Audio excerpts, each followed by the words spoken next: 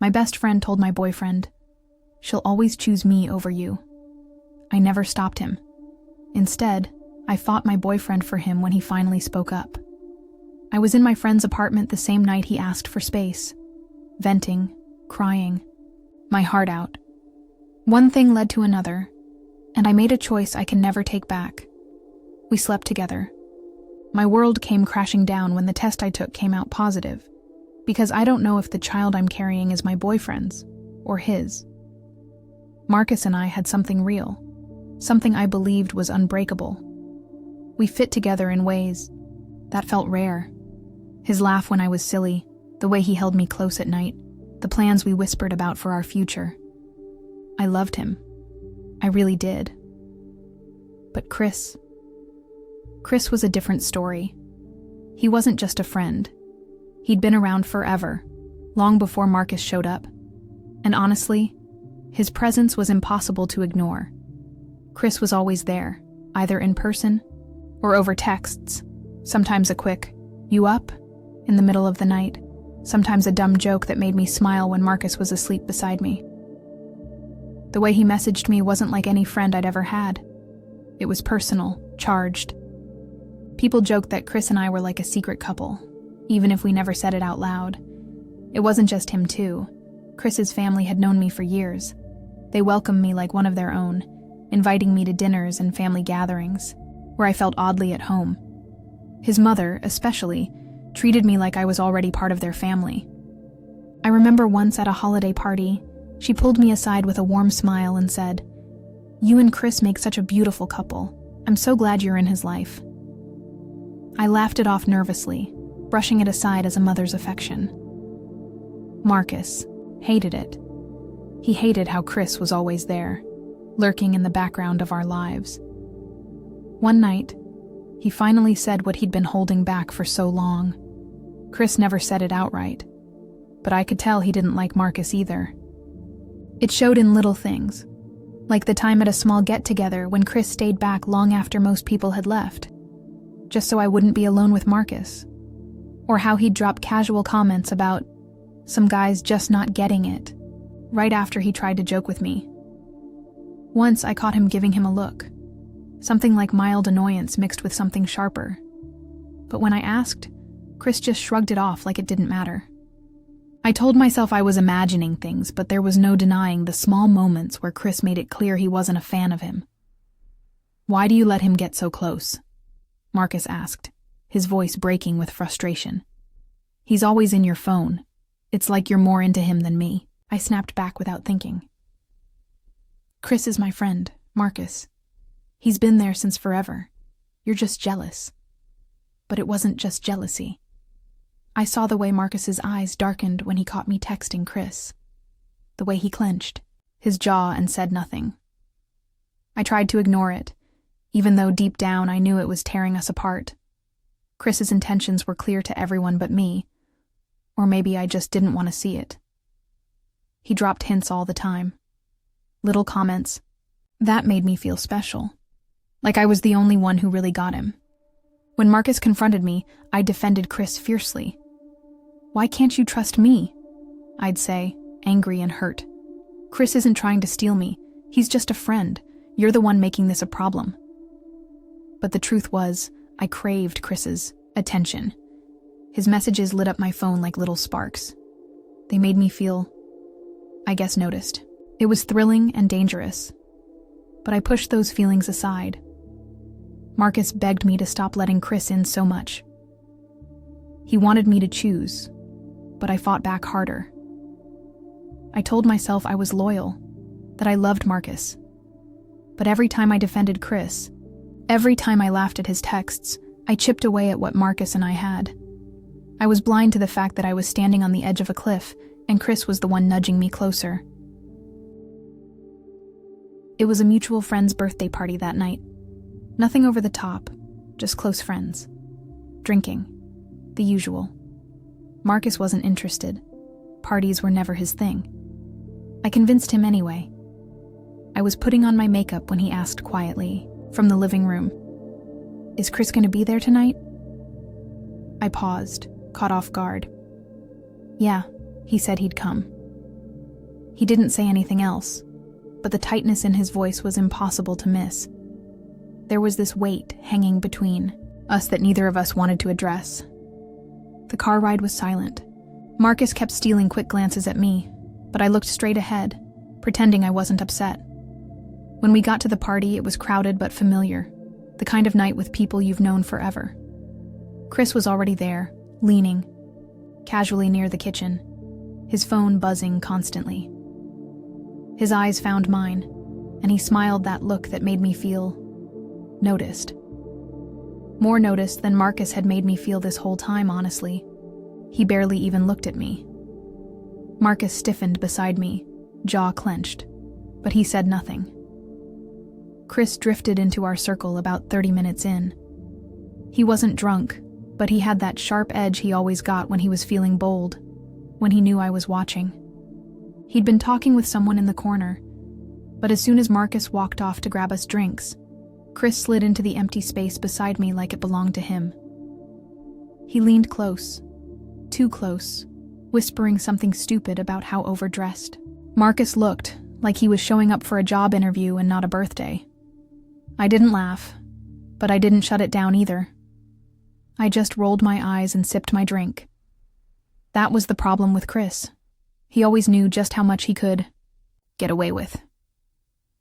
Later that night, I came back from the bathroom to find them in the middle of something. Not yelling, not yet. But Marcus's posture was rigid, and Chris had that cocky tilt to his head. A few other guys around them. I couldn't even tell what they were arguing about. Something stupid. A movie, maybe. Or politics. It didn't matter.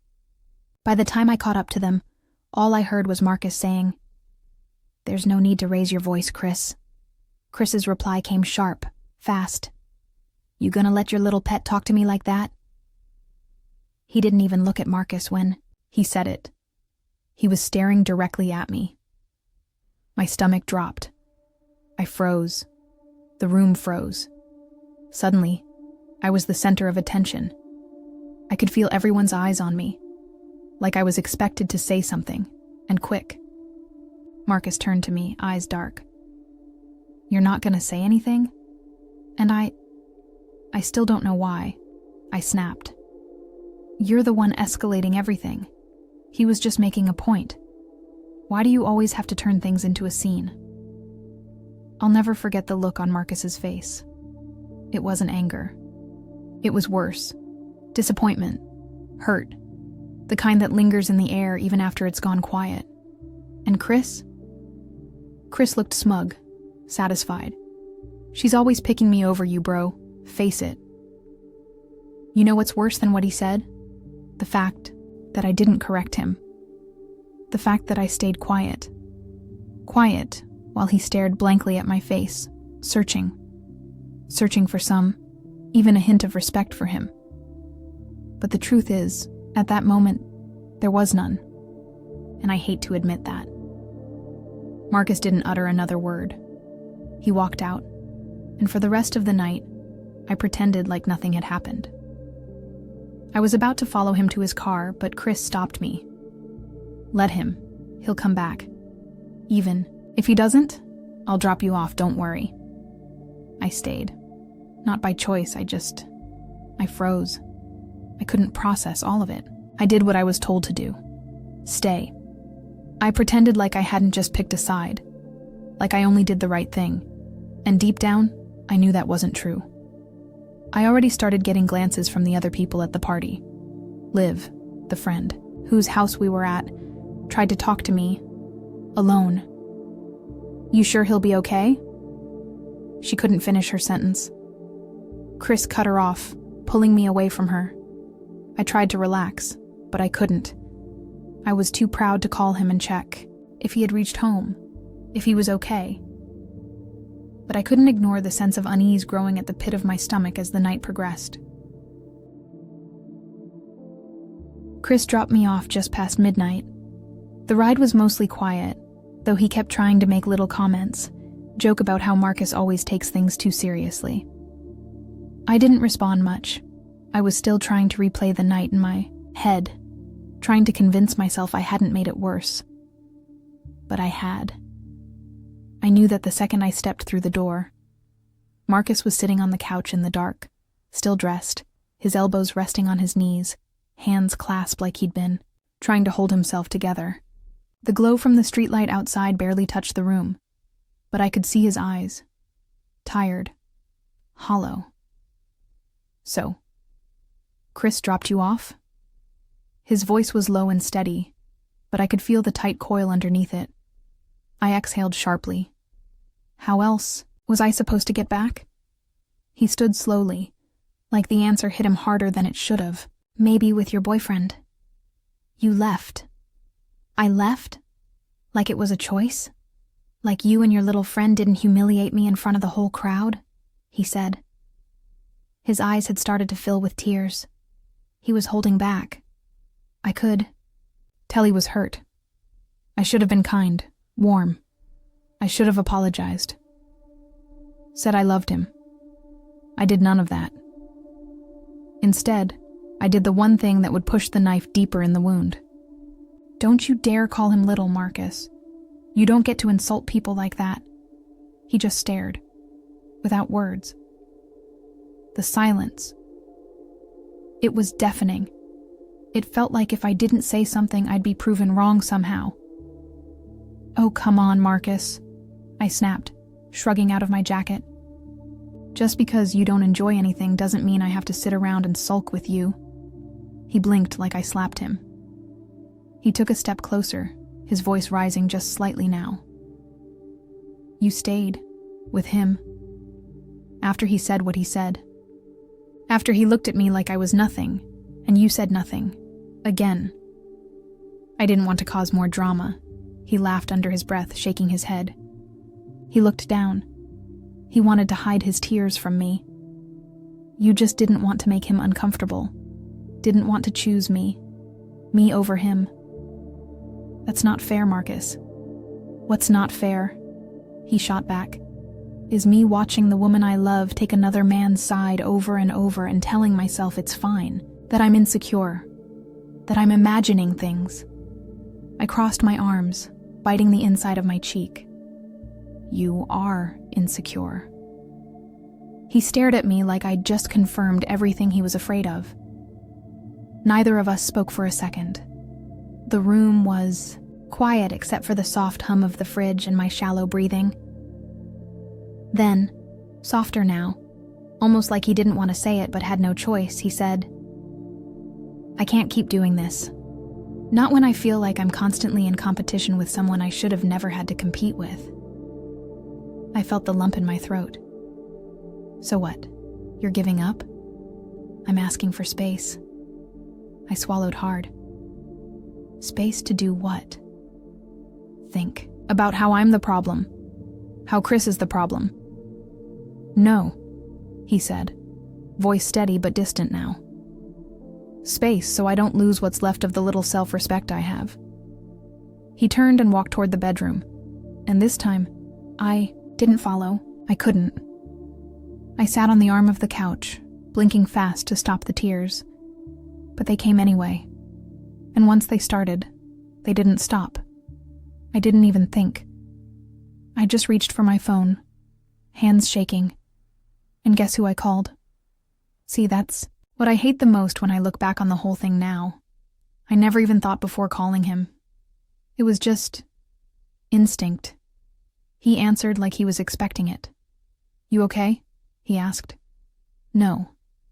"You want me to come get you?" I didn't reply, but he was already on his way. When he pulled up, I was already standing in the driveway. Hoodie, leggings, barefaced and broken. The same hoodie Marcus bought me on our second trip together. "Not here, Chris. I can't stay. Home right now. Can we go anywhere else?" He opened the passenger door without a word. "I can't stay there tonight," I whispered. Chris nodded, eyes on the road. I didn't know where we were going. I thought we'd go to some drive-through, eat in his car, ugly cry for a bit, and he'll drop me back home. I swear to you, that's all I had in mind. But that wasn't the case. That night, Chris drove us back to his apartment. I was taken aback, but I kept it to myself. Chris's apartment smelled faintly of old incense and detergent. I'd only been there a couple of times before, not recently. Back then, it was loud and chaotic. Someone spilled wine, someone cried over an ex, and Chris was just background noise. Now it was quiet. Too quiet. He tossed his keys on the kitchen counter, grabbed 2 glasses from the cabinet like this was a routine, like I'd done this with him before. "I'll pour you something light," he said. I nodded without thinking. I was too tired to fight or pretend to know what I wanted. He handed me a glass and I took a sip, just to have something to do. It was sweet, cold, numbing. "You don't have to talk about it," he said, flopping onto the couch. "But I'm here if you do." I stayed standing. "I don't even know what it is," I whispered. "I don't know if I'm mad at Marcus or myself, or maybe both." Chris tilted his head, watching me like he was analyzing every twitch in my face. "You're allowed to want more than someone who guilts you into staying miserable." I looked at him sharply. "He doesn't guilt me." He shrugged. "Feels like it from the outside." He patted the cushion beside him. I sat, not close, not far, just neutral. "You deserve to be happy," he added. I didn't respond. Instead, I drank more than I meant to, and the more I drank, the quieter the world got, the less harsh. I let my head rest on the back of the couch. Chris played some mellow playlist in the background, stuff he knew I liked. I hated how well he knew that. Somewhere between the second and third drink, I let my head fall on his shoulder. It wasn't deliberate, not really. I just needed something solid, something warm, something not cracked in half like my home had become. His arm shifted behind me. I didn't stop him. I should have. "Never understood why you stayed," he murmured, brushing a stray hair from my face. "You could have had something easy." I felt a lump in my throat. My head spun. "I love him," I said softly. Chris's thumb traced a circle along my shoulder. "Then why are you here?" I should have stood up. I should have left. Called a cab. Slept on a park bench if I had to. Instead, I turned my face, just slightly, and his was right there. I don't know who leaned in first. I really don't. It was seconds. Breaths. My heartbeat in my ears. And then his lips were on mine. I kissed him back. That part, I own. It didn't feel good. It didn't feel like passion or release. It felt like I was watching myself from above, screaming at the version of me in that apartment to stop. But I didn't stop. My body moved and I let it. I let him lead me to his bedroom. I let his hands trail over skin I'd once promised to someone else. I let the comfort of touch bury the ache of everything else. It wasn't romantic. It was pathetic. And when I woke up, the room was quiet. The air was heavy. I was still tangled in his sheets, bare, ashamed, cold, despite the warmth. My phone buzzed on the nightstand. It was Marcus. "I'm sorry. I'll be home this afternoon. We should talk." Just that. Just 3 lines. But they landed like a punch. I sat up fast, chest tight, heart pounding. I grabbed my hoodie from the floor. It felt wrong now. Everything did. Behind me, Chris stirred, barely conscious. "You okay?" he mumbled. I didn't answer. I pulled on my leggings, stuffed my phone in my pocket. My throat burned. I could still smell him on my skin. Chris shifted again. "You leaving?" I paused, one hand on the doorframe. I didn't look at him. Couldn't. That was all. No guilt trip, no plea. Just that. I stepped out into the early morning air. No goodbye. No explanation. He didn't deserve one. I walked half a block before calling a ride. Chris never followed. I didn't cry. I didn't scream. I didn't even breathe properly. I just stared at the sidewalk, wondering how the hell I'd gone from arguing with my husband to this in less than a day. When I got home, Marcus's car still wasn't in the driveway. I went straight to the bathroom and showered for what felt like an hour, scrubbing my skin until it burned. I couldn't wash the night off. Not really. I sat on the couch in a towel, hair wet, face pale, eyes hollow. Just like his the night before. I must have fallen asleep that way, because the next thing I heard was the sound of the front door unlocking. I jumped. Marcus walked in, his bag slung over his shoulder. His eyes found me instantly. He looked tired, drained.